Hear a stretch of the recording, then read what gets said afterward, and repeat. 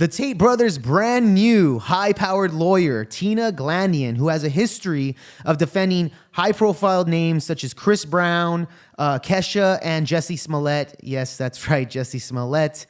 The gay Tupac that cried wolf. I'm the gay Tupac. Sweetie, they're not gonna find him. That just made me so angry because so I'm just gonna be left here with this? Which, by the way, I am not a fan of this decision, but we'll see how that turns out. She does have a plethora of experience dealing with celebrity cases, so we'll see what happens. But she does shed a lot of light on the recent updates and what's been going on with the Tate brothers, the most unprofessional political podcast on the damn internet, Project VO Pod. I'm your host, Jake Varr. Let's dive into it.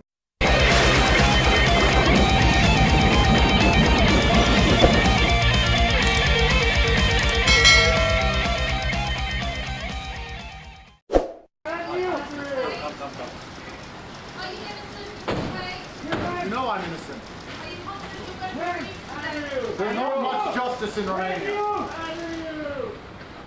Well, the pack is still with me. Plus, joining me now is the lawyer for the Tate brothers, Tina Glandian, who is in Romania. Well, welcome to you, Ms. Glandian. I really appreciate you joining me. Where are we with this case? It seems that every now and again this pops up back on television with them being remanded for further time. How long can that process continue before a charging decision is made? Under Romanian law, they have up to 180 days, which is in 30-day increments. So every time there's a 30-day detention order, they're allowed to renew their request and have it extended for an additional 30 days, but not to exceed 180 days. Okay, you've taken on this case. Andrew Tate has been repeatedly bellowing his innocence as he's been led in and out of these court hearings and so on. Do you believe them? Do you believe that he and his brother are innocent? At this point, Piers, they've had this investigation going since April. We're now February, and there are not even charges filed against them. So this is a huge injustice the way we see it. They should not be detained at this point. We think it's now crossed over to the point where it's violating international human rights law because the deprivation of your liberty pre-trial is the most severe form of punishment a state can impose. And that's what they've done in this case. And they've had a very lengthy investigation with the government's resources. They've been analyzing and looking at all of their devices since April when they seized everything. And here we are, February, and charges aren't filed. So I think there's absolutely no evidence that's been presented. And that's our position. What is... No, yeah. So to refresh y'all's memory, she was talking about the raid that happened back in April of 2022. So if you guys don't remember, the U.S. Embassy came in, raided the Tate mansion while there was a party going on because there was a female there who alleged to her boyfriend, who was in America at the time, this is Romania, by the way, that it was getting raided, and told the boyfriend that she was being held there against her will, against the Tate brothers. The reality of that was Tristan was banging this chick, okay? She lied to her boyfriend, came over here, partied with the girls, partied with the mansion, all that crap. She went outside to get pizza from an Uber Eats, and there's film on that. There's cameras, because the Tate brothers have all the footage there at the house that was completely there. The police have that. It was proven that she was lying, okay? And there was no charges at all for her lying at all. So they, till this day, still have the investigation going on, even though that was proven 100% false, that she was lying. There's still an investigation. She is one of those 6 girls that are claiming that she's being human trafficked. So it's completely, utterly ridiculous. The Tate brothers already appealed the first time around to get out of detainment from the Romanian police. And of course that failed. It got extended. They wanted to extend it all the way to the end of February. They appealed again, failed as well. And here's the deal. The reason why they want to continue holding the Tate brothers there is because they don't have any evidence. They have a lack of evidence. If you notice, the Tate brothers, the lawyers here, are actually going out and actually having interviews, having conversations with people, because in the court of public opinion, they're guilty. So they're out there talking to have more transparency of what's going on. but you don't see the prosecution doing any interviews to see what's the evidence. There is no evidence. They have nothing on the table that people can actually look at to try to judge them. Nothing at all. And again, it's completely fishy, and I don't want to go into the Matrix rant, but that's really what it is. I have my theory on what's going on, why all of this is happening. But I digress. Let's get back into this interview right here. I mean, how are your clients at the moment? How is Andrew Tate dealing with incarceration? I mean, I interviewed him just before Christmas. We had a long, wide-ranging interview. Yes. And once again, I was struck by the phenomenal following that he has online, particularly with young men. You know, he has an enormous following there. You and I know this has been whipped up now by that community into a huge framing of a narrative that this is complete injustice. There are others who think this has been a long time coming, that he's a bad human being and that he's going to face very serious charges, and that will be the last we see of him. But how is he faring right now, given that at the moment he's in this limbo land of no charging but being held in incarceration? The brothers are both very strong, they're resilient, and they're holding up, but obviously the conditions are not good. They're in a Romanian jail cell, and they've been detained for a very lengthy period at this point. They have limited access to their attorneys. It's not a good condition for them. You've obviously represented a lot of as people. far as... Sorry, please finish.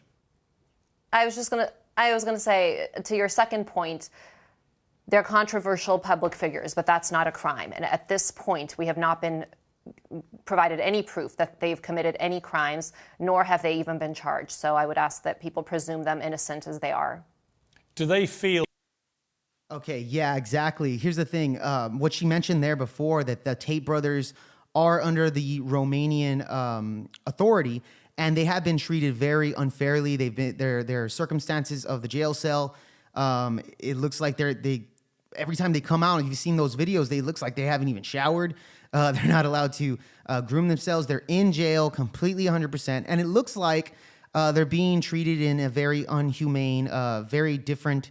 And of course, the Romanian jail cells are very different from the United States. And I understand that.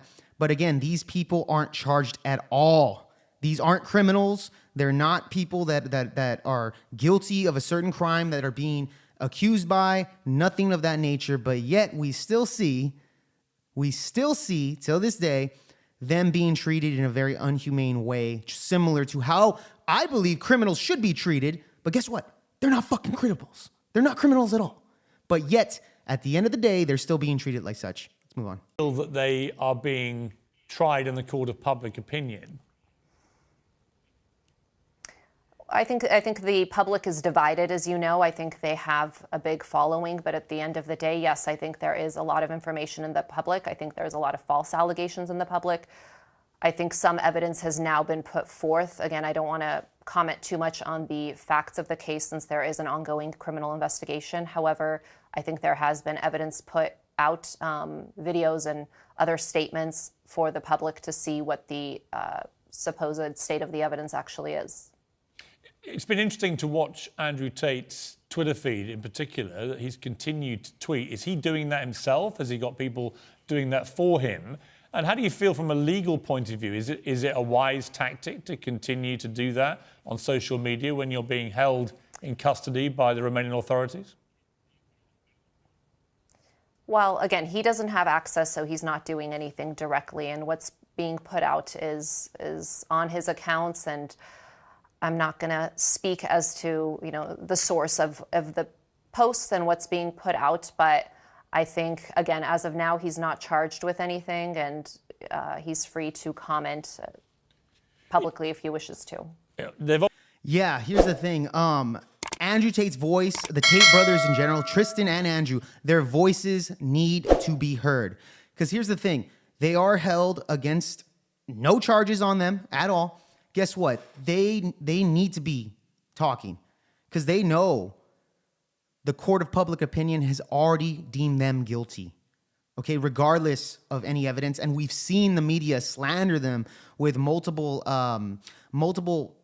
videos, alternate video, like cut up videos of them being bad. You've seen the Vice documentary that just came out. That's totally biased, 100% biased. So the court of public opinion, the media is framing it in a way for people to go against them. And of course, if you remember in the beginning of the year when they first got detained, guess what? That's when the Vice documentary first came out. You know, it was a perfect time to put that out there to sway the court of public opinion. That's the point there. And guess what? They need to text out there. They need to put their voices out there. The way they're doing it, of course, is not them on a phone while they're in jail tweeting and stuff. No, that's not the way it is. They are talking to at least attorneys, and they're telling them, hey, I want this tweet to come out. I want this tweet to say it at this time, etc., XYZ. That's how they're doing it. That's how they're getting their voices heard, at least. Because at this point, there's no interviews. They're being held. And we can't hear what they have to say. And this is the only way it could happen. So honestly, I think it's a fucking brilliant plan for them to do that, you know? Obviously, we know that they seized nearly £3.5 million in cash, 11 luxury sports cars, guns and other weapons. Already the things that have been seized from the property, are they in themselves acts of law breaking, just the possession of any of these things? To my knowledge, they're not. I think if they were, they would have been charged with crimes. Again, they had the initial search in April, and it's February. It's been 10 months, and no charges have been filed whatsoever. We have an ongoing criminal investigation for which this is a preventative detention, which is why they're in custody. Again, this is the most severe form of punishment. I don't think it's justified under these circumstances where the prosecution hasn't set forth enough evidence to charge them, and yet they are detained. And it's being prolonged. Yeah, their property was seized by the Romanian government. And it's funny to me because if it wasn't for Andrew Tate going on all these interviews telling the people about Romania, that he does enjoy Romania, he loves the country of Romania, they are one of the most corrupt places in the world. But of course, Andrew's a rich man. He doesn't have to worry about corruption to that extent. And some of you guys might say, well, it's because he is corrupt. That's why they're all in it together. Are they really? Are they really? Obviously, his light that he shined on Romania backfired on his ass, and now he's being detained by the government. And honestly, I believe it's because of the West. I believe it's the United States and England that are paying the Romanian government. Because, yeah, Andrew Tate has a lot of money. I get you there. But guess what? He doesn't have as much money as the trillions of dollars that the United States and even the UK has, okay? They want this man silenced for a reason, and it's because he's influencing our youth to do better. He's influencing our youth to call out the hypocrisy and the false forms of masculinity and femininity that we have here in the West. You know, that's what he's influencing a lot of young men to do, and he's bettering these lives. And guess what? They don't want that. They do not want that, okay? If you want to call them the Matrix, the West is a very valuable piece of land that they want to take over the minds of the youth in order to get the rest of the world. And I mean, I know you probably think I'm crazy, but no, this is how it is, okay? And it's been long before Andrew Tate, okay? Long before Andrew Tate that this stuff has been going on. But I digress. Let's move on. I don't want to go too crazy with that stuff. But you do accept, of course, that if the women who've come forward here as part of the investigation, if they're telling the truth, these are very serious allegations against your clients, which could lead to charging, and if they led to charging, could lead potentially to long prison sentences if found guilty. Certainly the crimes at issue are very serious crimes, and I think, Piers, actually it was on your show when you interviewed Tate several months ago. He made very strong statements about his position on rape, and he condemned rape, and he said it was disgusting, was, I'm pretty sure, the word he used, and he said he thought that somebody who does that deserves the death penalty. So there's... And here's the thing. He's stated that on multiple podcasts. Multiple times he has stated similar things of that nature, to where he doesn't believe that if there's an aggressive man, he should be thrown in jail. He doesn't believe in crimes or anything like that. He believes in bettering the man. So he stated that multiple times, but the mainstream media will not show you that shit, okay? They won't show you that. They're just gonna show you cut up clips of him making a old ass video of him talking about if a woman chased him with a machete, you know, he was gonna grab it and then choke her and be like, "Shut up, bitch." That's it. That's all they're gonna show you, and do it a little cut up context. And they're going to show you that and present him as that person, and that's all they're going to do. That's all they're going to do. And believe you me, okay, if a chick was coming out with me with a machete thinking she's like Jason Voorhees or machete Danny Trejo or some shit like that, believe you me, I'm going to defend myself and probably choke her and be like, stop doing this, okay? It's as simple as that. But of course, he was doing that video in a joking type of way. If you ever saw the full context of that, it was pretty funny. I'm not going to lie. It was pretty funny. But they're going to cut that up. Of course, Vice has already done that. And again, you know, that's what they're going to cut up, and they're going to tell the people that is evidence that he is a human trafficker. When in reality, it's not. Like, the stupidity of people, it's ridiculous, okay? And this is not the first time we've seen this, okay? I'll even bring it up. Donald Trump was the same exact aspect, okay? Crucifying the man. Mexico ain't sending their best, therefore he hates Mexicans. Ridiculous, bro. Ridiculous. But this is the thing. This is what the mainstream media will not show you. Instead, they're just going to show you cut up clips that they control in order to sway your public opinion. This is why there's so much hate comments on my videos when I do Andrew Tate videos and stuff like that, because these people are fucking brainwashed. They're retarded. I don't know if I can say that, but it's true. It's true. This is ridiculous. There's no question that these are serious charges, and even in his own words, they're very serious charges. There just isn't any evidence that they committed these crimes. But you know, we've also had tapes which have emerged in the last few weeks of him talking about rape to a woman in a pretty unsavory manner. So what is your response to that? I'm sorry, I didn't catch that. You said what surfaced? There have been various tapes have surfaced in part of media investigations in the last few weeks, including Andrew Tate talking about rape to a woman in a pretty unsavory manner. So what would your reaction be to that? First of all, I think the authenticity of anything that is presented through the media as opposed to turned over to the defense needs to be questioned, because material is edited and it's easily manipulated. So first, I would say that. Secondly, I don't think certain text messages, I'm not here to judge or to talk to people's desires or fetishes, but certainly somebody could easily set someone up by saying they have certain fantasies, they want certain things done to them or said to them. And so there's a lot that goes into. You can't take a text message out of context. You first have to know, first of all, the entire context of it and what the background is. There needs to be explanation. So I think you have to keep all of that in mind when you're seeing something in the media. We do.